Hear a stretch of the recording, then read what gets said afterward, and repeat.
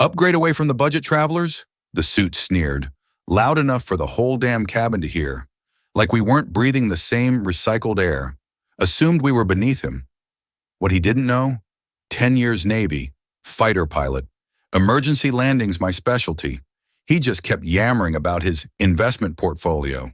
Oblivious. Ignorant fool. They all were. See, Emma, my little girl, she knew. Squeezed my hand, trusting.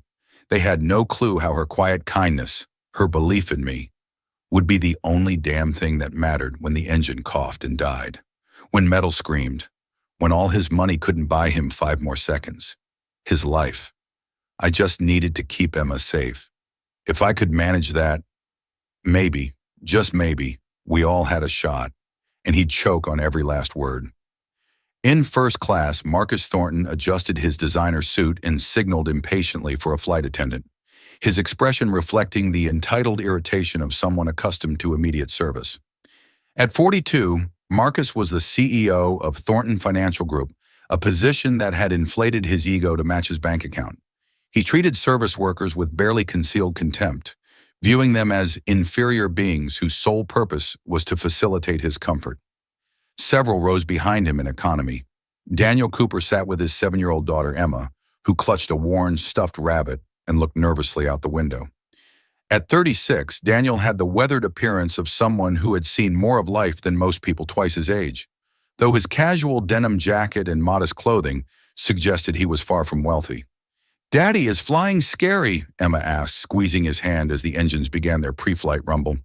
"Not at all, sweetheart," Daniel assured her gently. "Flying is actually one of the safest ways to travel.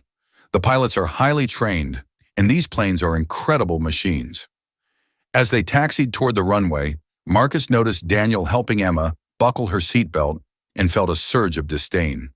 He leaned toward the flight attendant, a professional woman named Jennifer, and spoke loudly enough for nearby passengers to hear.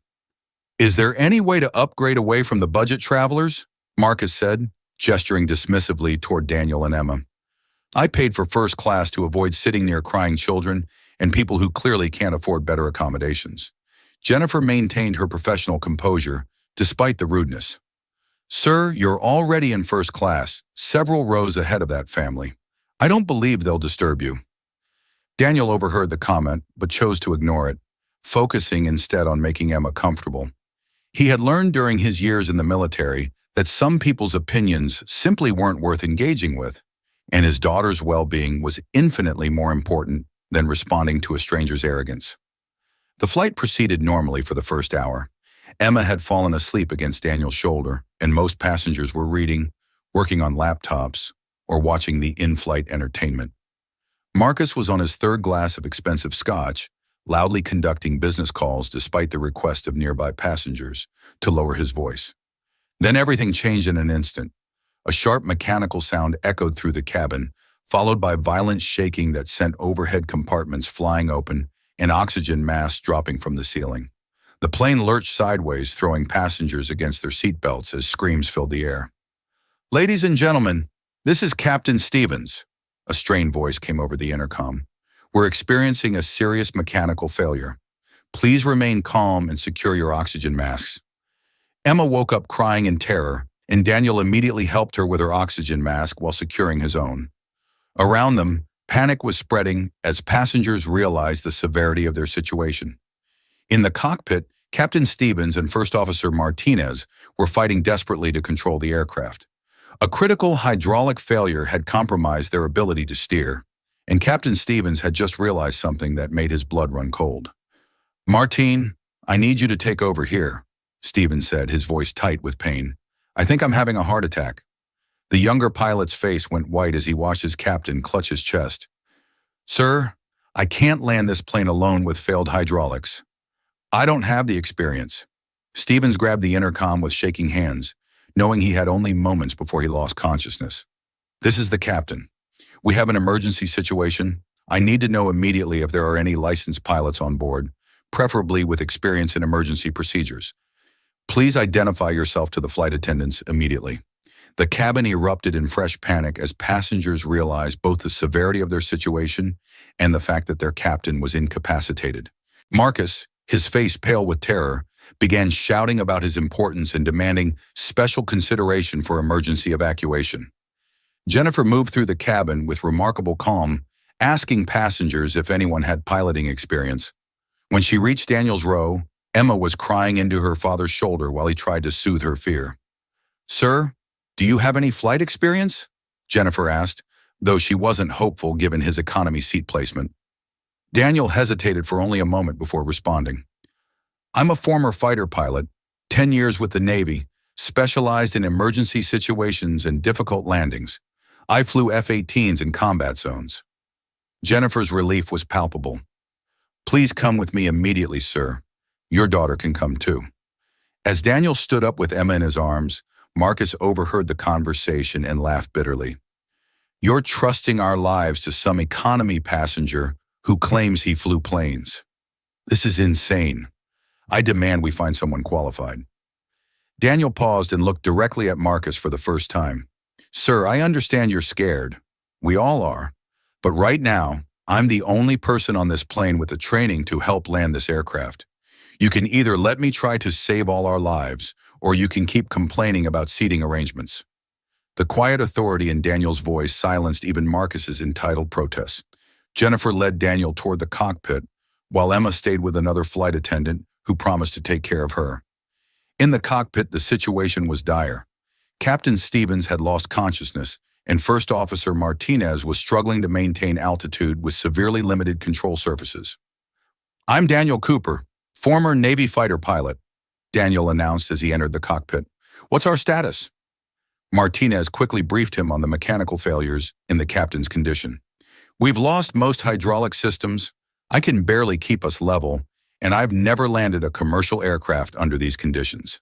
Daniel assessed the instrument panel with the rapid precision of someone whose training had been forged in life or death situations.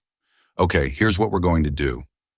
You maintain our current heading while I work out an approach path. We're going to use asymmetric thrust and what little hydraulic control we have left to guide this plane down." "Can you really land this?" Martinez asked, his voice carrying desperate hope.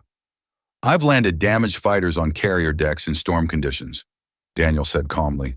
"This is bigger and slower, but the principles are similar. We're going to make it."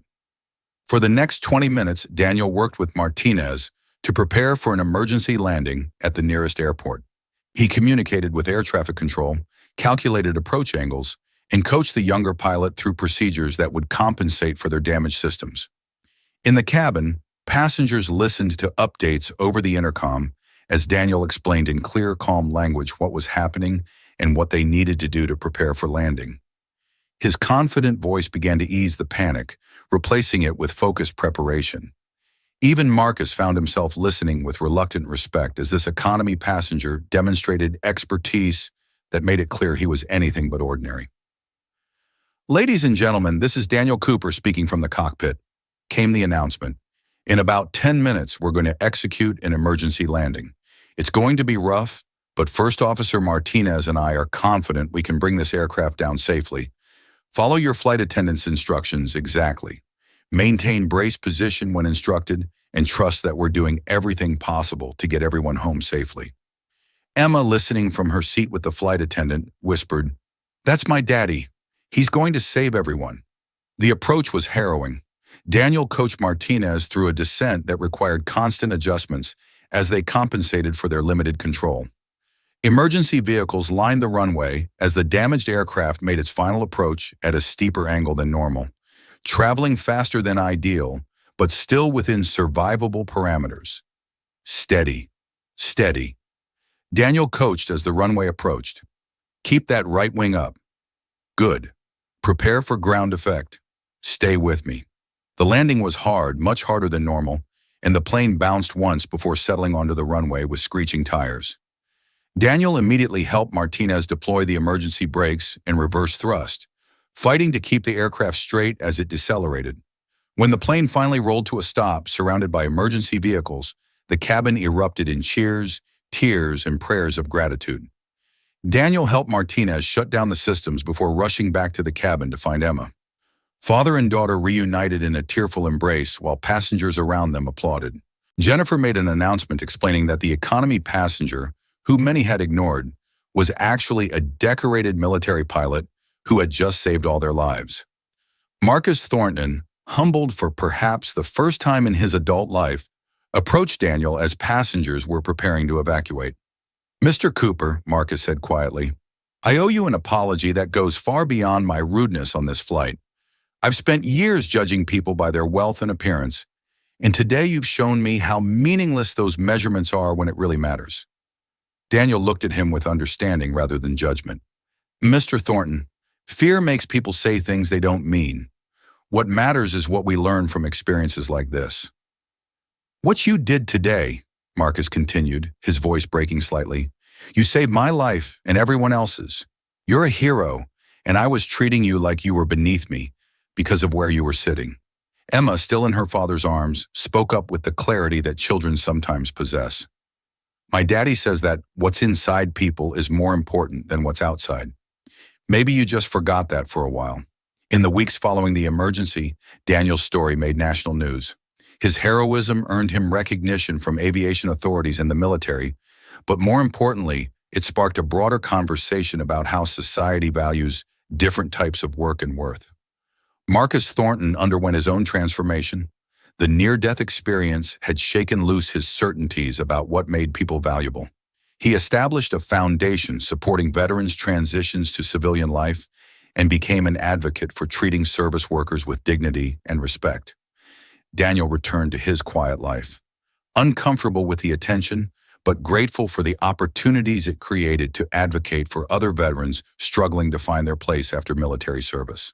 He used his moment of fame to highlight the skills and dedication that veterans brought to civilian life, regardless of their current economic circumstances. The flight attendant Jennifer later said in interviews that the most striking thing about Daniel wasn't his technical skill or his bravery, but his humility. He saved over 200 lives, and all he wanted to know was if his daughter was okay. That tells you everything about what really matters. The emergency at 30,000 FT had revealed a truth that society often forgets, that worth isn't determined by wealth, status, or seating assignments, but by character, competence, and the choices we make when circumstances demand our best. Thank you for listening to this story about recognizing true worth and the courage to act when lives depend on it. If this tale reminded you that we should never judge people by superficial measures, please like this video, share it with someone who believes in treating everyone with dignity, regardless of their circumstances, and subscribe for more stories celebrating the quiet heroes who walk among us. We'd love to hear in the comments about times when someone you underestimated surprised you with their capabilities, or when you learned not to judge people by their appearance or economic status. Remember, the person sitting next to you in any situation might possess skills, experiences, and qualities that could save your life someday. They deserve respect long before that moment of revelation.